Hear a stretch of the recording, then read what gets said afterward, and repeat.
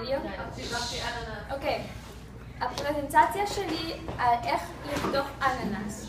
קודם כל, הולכים לחנות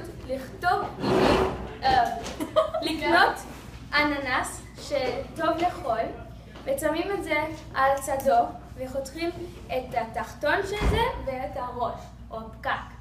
אחרי זה שמים את זה ישר,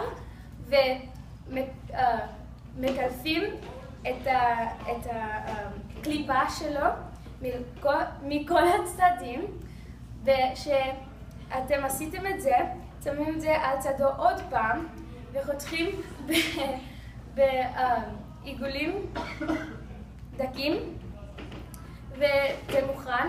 אבל אם אתם רוצים, אתם יכולים לחתוך את כל העיגולים בחצי, שזה נראה ככה.